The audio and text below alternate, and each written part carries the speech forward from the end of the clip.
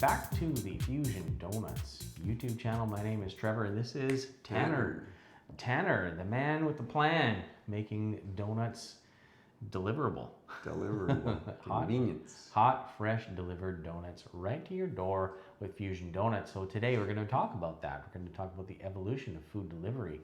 Another quote from George Washington. We like George Washington. 99% of failures come from people who make excuses. Ooh, that's pretty true and ouch. All right, people who make excuses. Next thing we have here is a stat or fact about donut delivery. Not donut delivery, just food delivery in general. Even before people would trick or treat for candy, Halloween was celebrated by bobbing for donuts hung from a string. Can you believe that? Donuts. I did not know that. Donuts, I've seen that done before. I haven't done it myself. Yeah, you put a donut on a string, try and get it off the string. It's not easy. We're not made for that. We don't have snouts like a dog or an animal, so it's a little bit tricky. But it is something I've seen before.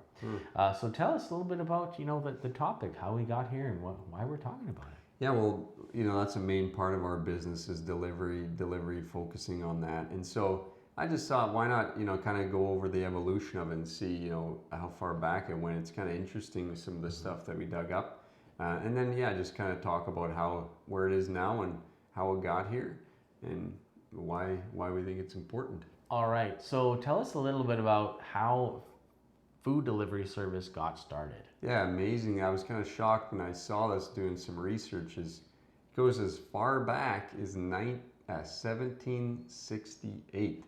Whoa. Food delivery service for cold noodles in Korea. Korea started it all way back when. Noodles were always in demand, I guess, in Korea, like they are now. So yeah, it went way back, 1768, and of course it's cold. So there was no worry about it getting cold on the way. I mean, taking your horse or whatever they had, just walking, I guess, back then. Yeah, so cold noodles. Cold noodles, yeah, because then you can warm them up when they get there. Put them in soup or some kind of dish. That sounds great. So the first one was noodles in Korea. So thank you, Korea, for food delivery. So where did it go from there? So then in the 1800s, still in Korea, hangover soup. Hangover soup. This was delivered a lot, I guess, to the ruling class, the elite. They have their parties. They need hangover soup. And they want to deliver because they're too under the weather to walk down and get it themselves. So hangover soup was delivered in the 1800s commonly, I guess. It was common. Wow, hangover soup. Yo, we partied hard last night. We need some hangover soup. And I don't know how they called to get hangover soup. Maybe they sent somebody down and said, hey, they need some hangover soup there. Or they knew that the party was going on and they was like, okay, I'm going to bring some hangover soup tomorrow, and I know they're going to buy it. So yeah, there's no internet for sure. Those Koreans. First cold noodles and then hangover soup. Okay, so now let's talk about where it developed from there. So we went from noodles to soup. Now where did we go? We jump ahead. Still in the 1800s, 1889 marks the date. The first pizza delivery. Of course, delivery and pizza go hand in hand. That was recorded in Italy. The Queen ordered it, and it kind of started pizza delivery, and that was way back in 1889. Wow. So when people look down on you because you order pizza because you don't feel like cooking, first one who did it was a queen. Just remember that. Royalty ordered the first delivered pizza. So we're just following what we should do, right? As royalty. Yeah. Right? So I'm royalty. I'm ordering pizza. So so where did it go after that? After the Queen ordered pizza, where did it go from there? So they say they can trace back in 1906. I guess they have archival newspapers. There were advertisements in the newspaper that far back that found ads for food delivery. People would, I guess, help out a restaurant or somebody cooking in their house, and then they would deliver it to the local neighborhood probably. So yeah, there was even advertisements back then for people willing to deliver food for others as a service. So they were selling it.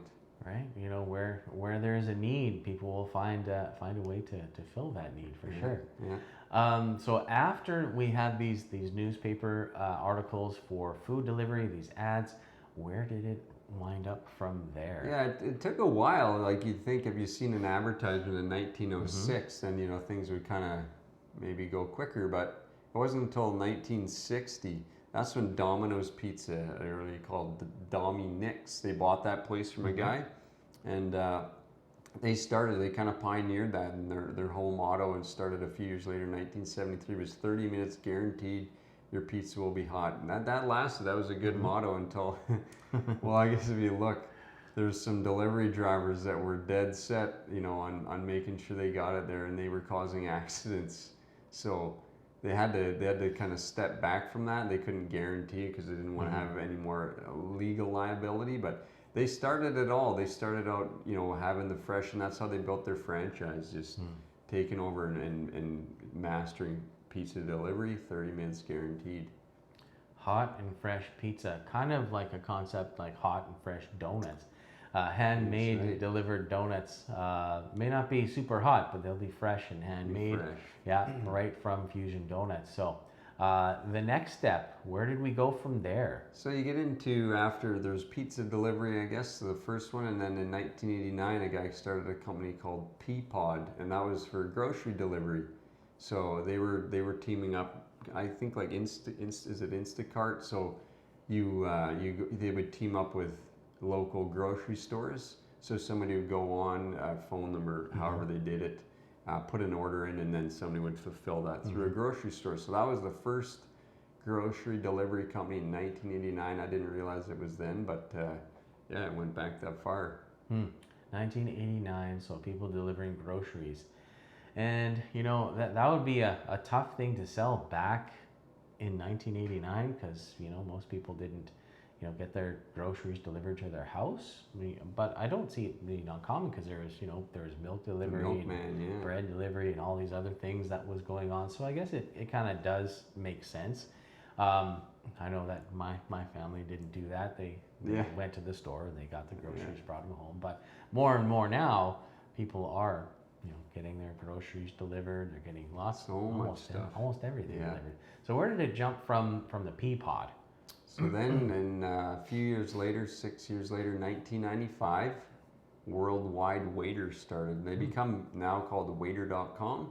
So they're credited as being the first online restaurant delivery service. So they're working with the restaurants to deliver their food to people. But what their business model, and still is today, Waiter.com, they started in San Francisco, and they focus more on the catered, like the corporate lunch, so office buildings and stuff like that, where they're catering for their employees.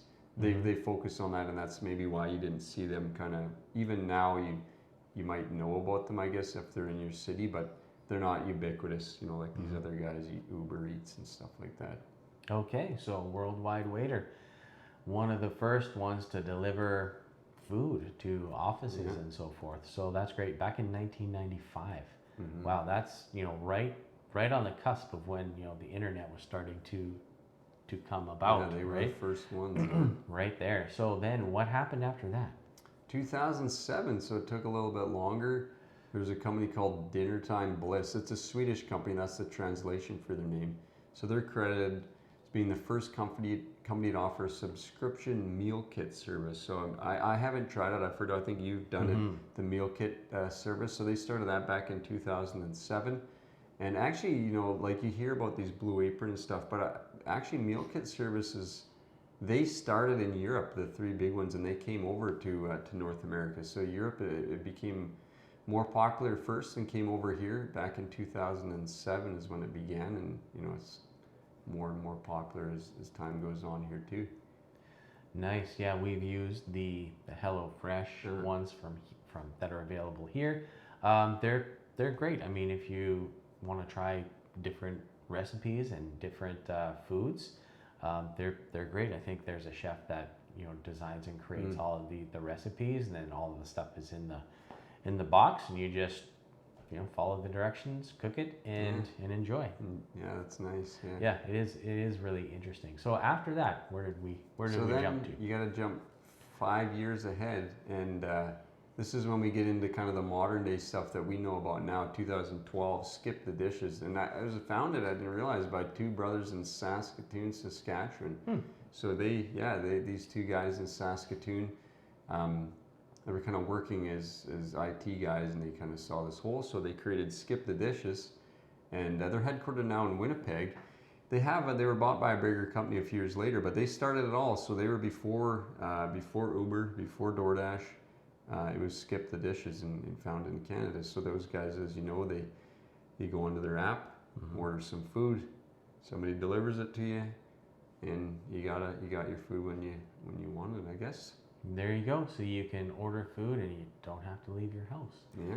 For some people, they really enjoy that, and others, that's kind of depressing. But it's convenient. It's all about convenience, right? Yeah, it's all about convenience. Getting something that you normally wouldn't order, because everybody's ordered Chinese food or pizza or what have you. But ordering, let's say, a steak dinner from the Keg, couldn't do that before without these companies. I was seeing they Skip the Dishes sign on a 7-Eleven. Like you get 7. It seems that to me, I was surprised by that, but even 7-Eleven is getting in on it. So it's popular. People, the convenience, I think, especially when you're working from home, you don't want to get up, go and disturb your day. So, or you've been busy all day, you need food, you haven't gotten groceries or whatever the case. There's many business cases for it, and it's sticking. It's been around for a while now, and I think it's just getting more and more popular. Yeah, for sure. Agreed. So then, after Skip the Dishes in 2012, where did we jump from there? So then the last one, there was Uber Eats and DoorDash. I didn't put those in because they just came off of Skip the Dishes. It's this competition. But there's another in 2014, a company called Starship Technology. So they're getting into delivery with automated robots, autonomous robots. So they'll, in cities maybe like New York, somewhere where it's more dense, they'll put these things out there. They'll come and pick it up, and then they'll deliver it to your place. There've been, when they were doing that, I've seen some videos so they're able to do crosswalks and stop at the red light and go. It's kind of crazy. So these things that was 2014. They've been around for a while now, and they're starting to get deployed. So if you're in a big city, you never know. Like New York, if you're traveling and you order, you might one day get it from one of these autonomous robots. Okay, well, so robots are taking over the world. That's interesting. So check it out, guys. I mean, food delivery service has been around for a long time. Started with noodles, and now we're winding up with a new product here that it's a new concept that I haven't really heard of. I'm sure you can order donuts from wherever you want, but having handmade fresh donuts, that's a little bit of a different concept, and that's what you get with Fuzion Donuts, right? Yeah, the where we are at, you go on, I don't know, like in another video or something, we were looking at other donut shops. Any one that I've looked at, and kind of where we look at it, is you have to always order ahead. It's you can't just, I want a pizza, you get it in 30 minutes, or I want Chinese food or a restaurant or whatever. Donut shops, I guess with they're making only a certain amount in the morning and that's it. They're not doing multiple fries. They don't allow you to order really when you want it, or they might for a short period of time, but then they're sold out. So it's not a focus, and it's not something that they do. You order ahead, like please order for the next day or something. For us, now in these days with all this convenience, you want it now. Why shouldn't you have the ability to get it now? And that's what we're focused on. We want to get you handmade fresh donuts delivered to you in a when you want it. 7 days a week, later in the day, when you're coming home from work, early in the morning, you can pre-order. You can get it delivered for the next morning, right when you get to work, so you don't forget. That's our focus, is delivery and convenience, offering that to you, and with something that's fresh and homemade. All right, guys, you heard it here. Fuzion Donuts, it's a new concept, and you guys definitely got to check it out. FuzionDonuts.com, right? Yes, sir. All right. See you guys. Thanks for watching. See ya.